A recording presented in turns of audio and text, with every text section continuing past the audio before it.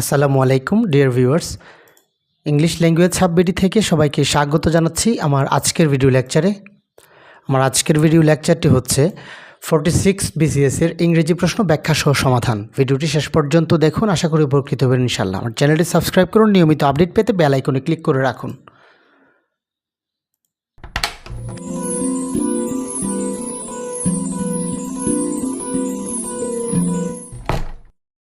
Number 1, which of the following words can be used as a verb? অর্থাৎ নিচের চারটির মধ্যে কোন ওয়ার্ডটিকে ভার্ব হিসেবে ব্যবহার করা যাবে। তো এখানে আছে মোবাইল, মোবাইল হচ্ছে একটি নাউন হিসেবে ব্যবহৃত হয় অথবা অ্যাডজেক্টিভ হিসেবে ব্যবহৃত হয়। তারপর আছে মিডিয়া, যেটি নাউন হিসেবে ব্যবহৃত হয়। এখানে আছে সুগার, সুগার অর্থ হচ্ছে আমরা জানি চিনি, আরেকটা অর্থ হচ্ছে চিনি মেশানো, অর্থাৎ সুগার নাউন এবং ভার্ব হিসেবে ব্যবহৃত হয়। আবার এখানে আছে স্যান্ড, স্যান্ড অর্থ হচ্ছে বালি বা বালুকা, আমরা জানি এটা নাউন যখন। আবার এটা আরেকটি অর্থ আছে যেটা হচ্ছে যে কোনো কিছু ঘষে মসৃণ করা, অর্থাৎ যখন ভার্ব হিসেবে ব্যবহৃত হয় তখন তার অর্থ হচ্ছে কোনো কিছু ঘষে মসৃণ করা। সুতরাং আমরা পেলাম এখানে দুটি ভার্ব, অর্থাৎ সুগার এবং স্যান্ড দুটি ভার্ব হিসেবে ব্যবহৃত হয়। সো এখানে সঠিক উত্তর নেই, সঠিক উত্তর হচ্ছে দুটি হবে। Number 2, in which sentence like is used as a preposition? কোন সেন্টেন্সে লাইক প্রিপোজিশন হিসেবে ব্যবহৃত হয়েছে? কতে আছে he likes to it fish, এখানে ইট টু প্রিপোজিশনের পরে ব্যবহৃত হয়েছে, অর্থাৎ এটি নন ফাইনাইট ভার্ব হিসাবে এখানে ব্যবহৃত হয়েছে। He loves like his father does, এখানে হি লাভস এই ক্লজটি এবং হিজ ফাদার ডাজ এই আরেকটি ক্লজ, দুটি ক্লজকে এখানে লাইক যুক্ত করেছে, সুতরাং এটি এখানে কনজাংশন হিসেবে ব্যবহৃত হয়েছে।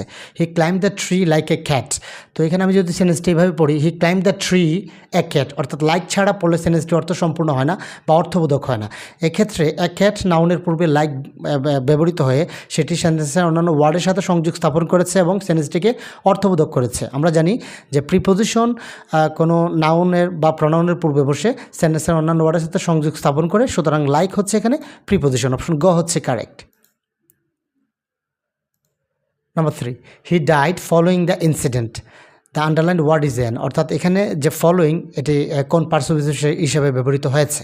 তো আমরা যদি পড়ি হি ডাইড দ্য ইনসিডেন্ট, তো সেন্টেন্সটি অর্থবোধক হয় না, অর্থাৎ হি ডাইড দ্য ইনসিডেন্ট সেন্টেন্সটি কোনোভাবেই অর্থবোধক হয় না। এক্ষেত্রে ফলোয়িং এই যে দ্য ইনসিডেন্ট নাউনের পূর্বে বসে সেন্টেন্সের অন্যান্য ওয়ার্ডের সাথে, অর্থাৎ ডাইড ফলোয়িং দ্য ইনসিডেন্ট, এই ফলোয়িং যুক্ত হয়ে অন্যান্য ওয়ার্ডের সাথে ইনসিডেন্টের সংযোগ স্থাপন করেছে, সুতরাং এটি নাউন দ্য ইনসিডেন্টের পূর্বে ব্যবহৃত হয়েছে বিধায় এটি এখানে প্রিপোজিশন হবে, অর্থাৎ ফলোয়িং হচ্ছে একটি প্রিপোজিশন। অপশন ঘ হচ্ছে correct. Number 4, writing a diary is a very good practice to develop the writing skill, তো এখানে writing a diary underline part, এই অংশটা কোন ধরনের ফ্রেজ এটা আমাদেরকে ফাইন্ড আউট করতে হবে। তো এখানে যে ক্লুটি আছে সেটা হচ্ছে ইজ হচ্ছে মূল ভার্ব সেন্টেন্সের, অর্থাৎ ইজ ভার্বটির পূর্বে যে অংশটি আছে এটি হচ্ছে সাবজেক্ট, অর্থাৎ ইজ ভার্বটি সাবজেক্ট হচ্ছে রাইটিং এ ডায়েরি। তো আমরা জানি কোনো সাবজেক্ট হয় নাউন হবে অথবা প্রোনাউন হবে, তো এখানে যেহেতু ইজ ভার্বটি সাবজেক্ট হিসাবে রাইটিং এ ডায়েরি ব্যবহৃত হয়েছে, সুতরাং এটি এখানে নাউন হিসেবে ব্যবহৃত হয়েছে, অর্থাৎ এটি একটি নাউন ফ্রেজ। অপশন ক হচ্ছে correct. Number 5, fill in the blank with the correct word. Dash he lay on the ground groaning, তো এখানে আমাদেরকে ব্ল্যাঙ্কটি ফিল আপ করতে হবে। তো যে এটা অর্থ হচ্ছে যে সে মাটিতে পড়ে বা সে গ্রাউন্ডে পড়ে গঙ্গাতে ছিল, সে কি করে ইনজুর্ড হয়ে বা আহত হয়ে সে গ্রাউন্ডে শুয়ে গঙ্গাতে ছিল। তো এখানে আহত হয়ে ইংরেজি হচ্ছে যে বিং ইনজুর্ড, এখানে হ্যাভিং ইনজুর্ড হবে না, এখানে হবে বিং ইনজুর্ড। সো এখানে সঠিক উত্তর নেই, কারেক্ট অ্যান্সার হচ্ছে being injured he lay on the ground groaning. Number 6, find out the meaning of the following phrase by and large, তো আমরা জানি যে বাই অ্যান্ড লার্জ মানে হচ্ছে মোটের উপর, অর্থাৎ অন দ্য হোল বা মোস্টলি, এখানে আছে অন দ্য হোল। অপশন খ হচ্ছে correct. Number 7, choose the best alternative for the underline he went back on his promise of voting for me, তো এখানে ওয়েন্ট ব্যাক এটার অর্থ কী বা কোনটা দিয়ে রিপ্লেস করা যাবে এখানে? তো ওয়েন্ট ব্যাক অর্থ হচ্ছে যে কোনো কিছু হতে সরে আসা বা কোনো কিছু হতে পশ্চাৎ গমন করা। তো এখানে যে সে আমাকে ভোট দেওয়ার প্রমিস থেকে সরে এসেছে সে অর্থে হবে উইথড্র, অর্থাৎ সাপোর্ট সে ত্যাগ করেছে, উইথড্র করেছে। সো এটা পাস্ট টেন্সে আছে, এটা হবে উইথড্রিউ, এখানে আছে উইথড্রিউ। অপশন ক হচ্ছে correct. Number 8, let the cat out of the bag means, let the cat out of the bag মানে হচ্ছে যে কোনো সিক্রেট বা গোপনীয়তাকে অসতর্কতাবশত প্রকাশ করে দেয়া, অর্থাৎ reveal a secret carelessly. Option গ হচ্ছে এখানে correct. Number 9, he is a man to depend on the underline parties. এখানে টু ডিপেন্ড অন কোন ধরনের ফ্রেজ হিসেবে ব্যবহৃত হয়েছে এখানে? হি ইজ এ ম্যান, আমরা বললাম যে সে একজন ব্যক্তি, টু ডিপেন্ড অন অর্থাৎ ব্যক্তির পরিচয়টা হচ্ছে পরবর্তী অংশ, টু ডিপেন্ড অন অর্থাৎ ব্যক্তিটি কেমন, ডিপেন্ড অন, টু ডিপেন্ড অনকে আমরা যদি বলি ডিপেন্ডেবল অর্থাৎ সে নির্ভরযোগ্য। তো এক্ষেত্রে ম্যান সম্পর্কে টু ডিপেন্ড অন অতিরিক্ত তথ্য দিয়েছে, অর্থাৎ ম্যানকে এখানে সেটি মডিফাই করেছে। আমরা জানি নাউনকে মডিফাই করে বা নাউনকে কোনো তথ্য দেয় নাউন সম্পর্কে, সেটা হচ্ছে যে অ্যাডজেক্টিভ। সুতরাং এখানে টু ডিপেন্ড অন হচ্ছে অ্যাডজেক্টিভ ফ্রেজ। অপশন খ হচ্ছে correct. Number 10, his dream that he will be a BCS cadre finally came true, the underline part is. অর্থাৎ that he will be a BCS cadre, এটা কোন ধরনের clause? তো সেন্টেন্সটা যদি আমরা এইভাবে পড়ি, his dream finally came true, এটা হচ্ছে এখানে principal clause. That he will be a BCS cadre, এটা হচ্ছে এখানে সাবঅর্ডিনেট ক্লজ। অর্থাৎ এই সাবঅর্ডিনেট ক্লজটি এখানে কোন ক্লজ হিসাবে ব্যবহৃত হয়েছে, অর্থাৎ নাউন বা অ্যাডজেক্টিভ বা কোঅর্ডিনেট ক্লজ কিনা সেটা আমাদেরকে বের করতে হবে। তো এখানে হিজ ড্রিম এর মূলত ব্যাখ্যা দেওয়া হয়েছে যে হিজ ড্রিম, তার ড্রিমটা কেমন, that he will B BCS cadre. So এখানে তার ড্রিমটা কি, হোয়াট। সো এখানে এটা যেহেতু ড্রিমের পরিচয় দিয়েছে বা ব্যাখ্যা দিয়েছে, সুতরাং এটা হচ্ছে এখানে নাউন ক্লজ। অপশন ক হচ্ছে এখানে correct. Number 11, which of the following is a correct simple sentence. অর্থাৎ এখানে কোন সেন্টেন্সটি সিম্পল সেন্টেন্সে আছে? তো আমরা জানি সিম্পল সেন্টেন্স হচ্ছে যে যেখানে একটি সাবজেক্ট এবং একটি ফাইনাইট ভার্ব থাকবে, সেটাকে মূলত আমরা সিম্পল সেন্টেন্স বলে থাকি। এখানে all that glitters is not gold, এটা হচ্ছে একটা কমপ্লেক্স সেন্টেন্স, কারণ এটার প্রিন্সিপাল ক্লজ হচ্ছে অল ইজ নট গোল্ড, তারপর হচ্ছে অল গ্লিটার্স, তার মানে এখানে দুইটা ক্লজ যুক্ত আছে, সুতরাং এটা হচ্ছে complex sentence. All's well that ends well, এটাও এখানে দ্যাট আছে যেহেতু এটা হচ্ছে complex sentence. Do or die, এটা হচ্ছে একটা কম্পাউন্ড সেন্টেন্স, অর্থাৎ দুটি ক্লজকে যুক্ত করেছে। I saw an old man walking past me, এখানে সাবজেক্ট আই এবং স হচ্ছে একমাত্র ফাইনাইট ভার্ব, অর্থাৎ একটা সাবজেক্ট এবং একটা ফাইনাইট ভার্ব থাকলে সেটাকে সেই সেন্টেন্সটি হয় সিম্পল সেন্টেন্স। সো এখানে ওয়াক আরেকটি ভার্ব আছে, এটাকে নন ফাইনাইট করা হয়েছে, এটাকে ভার্বের সাথে আইনজি যুক্ত করে নন ফাইনাইট করা হয়েছে, সুতরাং ঘ হচ্ছে এখানে simple sentence. Number 12, which is the correct complex form of the sentence? A corrupt man cannot win the respect of others. অর্থাৎ এই সেন্টেন্সটির যে কমপ্লেক্স ফর্ম নিচের কোনটি? তো এটা হচ্ছে যে এ ম্যান, আমরা এই করাপ্টটাকে এখানে আলাদা করব মূলত। So a man who is corrupt can not win the respect of others, যেটা আছে এখানে অপশন গতে। অর্থাৎ এখানে করাপ্ট অ্যাডজেক্টিভটাকে আমরা আলাদা করব, অ্যাডজেক্টিভটা, আর এ ম্যানের পরিবর্তে আমরা জানি রিলেটিভ প্রনাউন হু ব্যবহৃত হয়। So a man who is corrupt can not win the respect of others, option গ হচ্ছে এখানে correct. Number 13, find out the correct positive form of the sentence. Who else is the better player than Jaman in the team? তো এটা হচ্ছে comparative format আছে, এটাকে পজিটিভে করতে হবে। আমরা জানি পজিটিভের ক্ষেত্রে যে অ্যাডজেক্টিভের কম্পারেটিভ ফর্ম থাকে সেটাকে অ্যাজ গুড অ্যাজ অথবা নট সো গুড অ্যাজ, এভাবে আমরা করি যদি নেগেটিভ হয়। সো আর হু থাকলে মূলত ইজ দেয়ার এনি দিয়ে শুরু হবে, যেহেতু একজন জামানের সাথে তুলনা করা হয়েছে, সুতরাং ইজ দেয়ার এনি প্লেয়ার হবে in this team who is as good as Zaman. So option ক হচ্ছে এখানে correct. Number 14, fill in the blank with the correct word. The submarine dipped to avoid dash by the enemy plane. তো এখানে যে ব্যাপারটা আছে সেটা হচ্ছে অ্যাভয়েড। অ্যাভয়েড হচ্ছে এমন একটা ভার্ব যার পরে ভার্বের সাথে আইনজি যুক্ত হয়। আবার এখানে একটা বি দেয়া আছে, বাই দেয়া আছে, বাই হচ্ছে প্রিপোজিশন, অর্থাৎ এটা দিয়ে বোঝানো হচ্ছে এটা প্যাসিভে হবে। সো অ্যাভয়েডের পরে ভার্বের সাথে আইনজি যুক্ত হবে। আবার প্যাসিভ যদি হয় তাহলে এখানে হবে বিং সিন, অর্থাৎ শুধু সিইং হবে না, এটা যেহেতু প্যাসিভে আছে এই জন্য একটা বিং আসবে। So the submarine dip to avoid being seen by the enemy plane, option গ হচ্ছে এখানে correct. Number 15, in fear of dash he escaped elsewhere. So সে ভয়ে কোথাও পালিয়ে গিয়েছে। তো কিসের ভয়ে? অ্যারেস্ট হওয়ার ভয়ে। তো এখানে কিন্তু সে অ্যারেস্ট করবে না, অর্থাৎ সে কিন্তু অ্যারেস্ট করবে না। তাহলে যদি অ্যারেস্ট করতো তাহলে আমরা জানি প্রিপোজিশনের পর ভার্বের সাথে আইনজি যুক্ত হয়, জাস্ট অ্যারেস্টিং হয়ে যেত। সে হচ্ছে অ্যারেস্ট হওয়ার ভয়ে। সো যেহেতু অ্যারেস্ট হওয়ার ভয়ে, তাহলে অ্যারেস্ট হওয়া মানে হচ্ছে বি অ্যারেস্টেড। সো এখানে অব আছে যেহেতু প্রিপোজিশন, এরপরে ভার্বের সাথে আইনজি যুক্ত হবে, অর্থাৎ being arrested he escaped elsewhere, option গ হচ্ছে correct. Number 16, I did not follow who passed by me, it dash Sajib. অর্থাৎ আমি খেয়াল করিনি যে আমার পাশে দিয়ে কে গেল।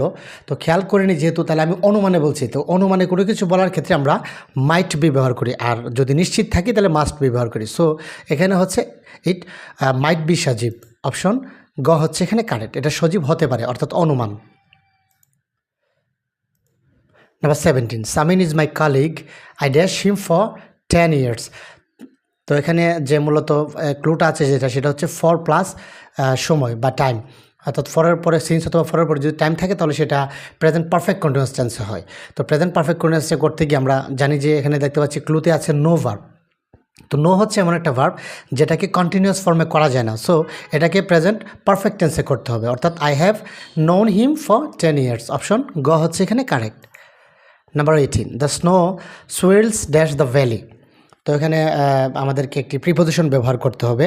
তো আমরা জানি যে যে সুইল মানে হচ্ছে ঘূর্ণায়মানভাবে বা ঘূর্ণিত হয়ে কোনো কিছু পড়া বা রোলিং করে কোনো কিছু পড়া। তো এখানে ভ্যালি মানে হচ্ছে উপত্যকা, অর্থাৎ যেটা নিচের দিকে থাকে উপত্যকা। যেহেতু স্নো নিচের দিকে পড়তেছে, the snow swells down the valley. Option গ হচ্ছে এখানে correct. Number 19, there is a coffee shop dash the street. তো এখানে আমাদেরকে প্রিপোজিশন ব্যবহার করতে হবে। তো একটা কফি শপ আছে, এই তো আমরা কি রাস্তার উপরে বলবো অন দ্য স্ট্রিট বা অ্যাট দ্য স্ট্রিট, রাস্তার মধ্যে বা রাস্তার কাছে বা রাস্তার উপরে, বিফোর এগুলো হয় না, এক্ষেত্রে হয় রাস্তার অ্যাক্রস, অর্থাৎ রাস্তার ওপাশে। ওপাশে বোঝাতে আমরা অ্যাক্রস ব্যবহার করি। সো এখানে অপশন ঘ হচ্ছে এখানে correct. Identify the correct sentence 20 to 23, অর্থাৎ 20 থেকে 23 পর্যন্ত যে সেন্টেন্সগুলো আছে এগুলো হচ্ছে correct sentence identification. Number 20, he has said to me that I will go but you will stay there in Dhaka. তো এখানে যে ব্যাপারটা হচ্ছে এটি মূলত ন্যারেশন, অর্থাৎ এটি হচ্ছে যে ইনডিরেক্ট স্পিচ করে দেওয়া আছে। তো আমরা জানি যে ইনডিরেক্ট স্পিচের ক্ষেত্রে টেল ব্যবহৃত, অর্থাৎ সেড টু এর পরিবর্তে টেল ব্যবহৃত হয়। So he has told me that. তো এখানে আছে যে হ্যাজ টোল্ড, অর্থাৎ এটা হচ্ছে যে রিপোর্টিং ভার্বটি সেটি প্রেজেন্ট পারফেক্ট টেন্সে আছে। আমরা জানি রিপোর্টিং ভার্ব যদি প্রেজেন্ট টেন্সে থাকে তাহলে রিপোর্টেড স্পিচের টেন্সের কোনো পরিবর্তন হয় না, অর্থাৎ এখানে ফিউচার টেন্স আছে, অবশ্যই ফিউচার টেন্স সেটি থাকবে। অর্থাৎ he has told me that he will go out but I will stay here in Dhaka, এটা হচ্ছে এখানে কারেক্ট। এখানে পরের সেন্টেন্সে উড করা হয়েছে। আমরা জানি যে রিপোর্টিং ভার্ব যদি প্রেজেন্ট টেন্সে থাকে তাহলে টেন্সের পরিবর্তন হয় না, এখানে টেন্সের পরিবর্তন করা হয়েছে, নিচেও টেন্সের পরিবর্তন করা হয়েছে। সো টেন্স অপরিবর্তিত আছে অপশন খতে। অপশন খ হচ্ছে এখানে correct. Number 21, the room was darkened by switching off all the lights. The room was darkened switching off all the lights, অর্থাৎ এখানে কোন সেন্টেন্সটি কারেক্ট সেটা আমাদেরকে বের করতে হবে। অর্থাৎ সব লাইট অফ করে দিয়ে রুমটাকে অন্ধকার করা হয়েছে। তো যেহেতু করা হয়েছে এটা প্যাসিভ ভয়েসে হবে এবং প্যাসিভ ভয়েসে করা আছে, আর প্রিপোজিশন একটি বাই বসে প্যাসিভ ভয়েসে, অন্য কোথাও এখানে বাই ব্যবহার করা হয়নি, সুতরাং অপশন ক হচ্ছে এখানে কারেক্ট। নাম্বার 22 হচ্ছে আরেকটি কারেকশনের প্রশ্ন। তো এখানে 4টি সেন্টেন্স দেওয়া আছে। তো প্রথমে আছে had you been there on time you could have had the information. If you had been there on time you could have the information. তো আমরা জানি ইফ যুক্ত সেন্টেন্সের ক্ষেত্রে যদি একটা অংশ পাস্ট পারফেক্ট হবে, পর অংশ পারফেক্ট কন্ডিশনাল হবে। এখানে কুড হ্যাভ আছে কিন্তু মূলভাবে পাস্ট পার্টিসিপল ফর্ম নেই, সুতরাং এটা হচ্ছে পাস্ট কন্ডিশনাল, সুতরাং এটা ওখানে হয়নি। If you had been there on time you might get, তো এখানে এটা আছে মূলত পাস্ট কন্ডিশনাল, যেহেতু হ্যাড বিন আছে অর্থাৎ পাস্ট পারফেক্ট আছে, পারফেক্ট কন্ডিশনাল হওয়ার কথা, সুতরাং এটাও ভুল। আর অপশন ঘতে সেন্টেন্স শুরুতেই ভুল, অর্থাৎ প্রথম ক্লজটাতেই ভুল আছে। সো অপশন ক হচ্ছে এখানে correct. Had you been there on time you could have had the information. আমরা যদি হ্যাডটাকে ভিতরে প্রবেশ করাই অর্থাৎ ভিতরে ঢুকাই তাহলে হবে ইউ হ্যাড বিন দেয়ার, তার মানে এটা হচ্ছে পাস্ট পারফেক্ট। আর যেহেতু পাস্ট পারফেক্ট পরের অংশ হবে perfect conditional, subject plus would have could have এবং মূল ভার্বের পাস্ট পার্টিসিপল ফর্ম, এখানে হ্যাড হচ্ছে মূল ভার্বের পাস্ট পার্টিসিপল ফর্ম। সো সব মিলিয়ে অপশন ক হচ্ছে এখানে correct. Number 23, there are trees on the both sides of the road, অর্থাৎ এখানে এই সেন্টেন্সটিও কারেকশন, এখানে কোন সেন্টেন্সটি কারেক্ট আছে আমাদেরকে ফাইন্ড আউট করতে হবে। তো এখানে অন দ্য বোথ সাইডস এই সেন্টেন্সটি এখানে হয় না, অর্থাৎ বোথ হচ্ছে নিজে একটা ডিটারমাইনার, যেটা তার পূর্বে আর দি ব্যবহার করার প্রয়োজন পড়ে না। এখানে there are trees on both the sides, অর্থাৎ সাইডটাকে নির্দিষ্ট করা হচ্ছে, দুইটা সাইডে, উভয় সাইডেই, সেই অর্থে হবে both the sides. So option খ হচ্ছে এখানে correct. Number 24, the antonym of boisterous is. তো আমরা জানি বয়েস্টারাস মানে হচ্ছে বেপরোয়া বা দাম্ভিক অথবা প্রচণ্ড অথবা প্রবল অথবা ফুর্তিবাজ। তো অপশন কতে আছে নয়জি।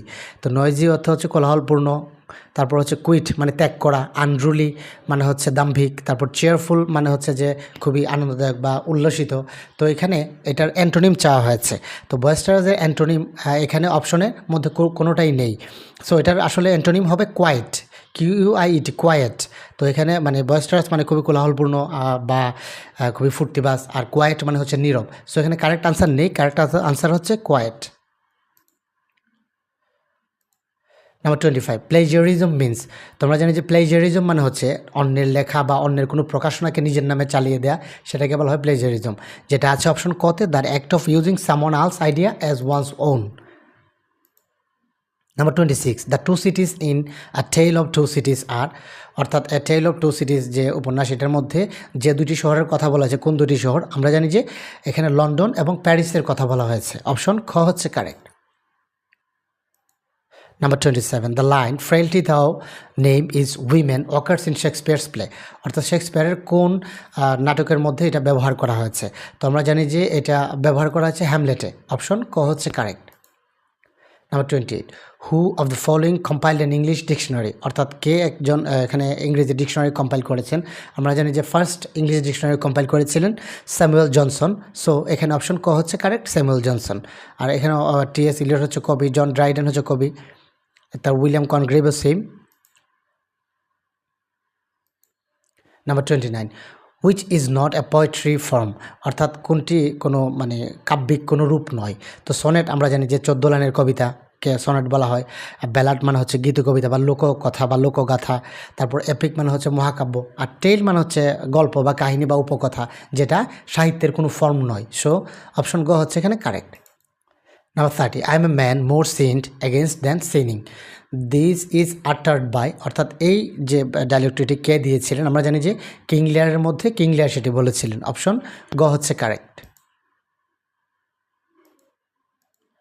Number 31 which event influence the literature of the romantic period, অর্থাৎ রোমান্টিক পিরিয়ডে সাহিত্যে কোন কোন ঘটনাটি প্রভাবিত করেছিল, রোমান্টিক পিরিয়ডের সাহিত্যটাকে কোন ঘটনা প্রভাবিত করেছিল, আমরা জানি যে রোমান্টিক পিরিয়ডের সময়কাল হচ্ছে 1798 থেকে 1837, তো এই সময়টা অর্থাৎ 1789 থেকে 1799 পর্যন্ত ফ্রেঞ্চ রেভলিউশন ছিল, অর্থাৎ রোমান্টিক কবিগণ তখন ফ্রেঞ্চ রেভলিউশন দ্বারা খুবই প্রভাবিত ছিলেন, অপশন ক হচ্ছে এখানে correct. Number 32 the author of a farewell to arms, a farewell to arms এই নোভেলটি লিখেছেন আমরা জানি আর্নেস্ট হেমিংওয়ে, অপশন খ হচ্ছে এখানে কারেক্ট।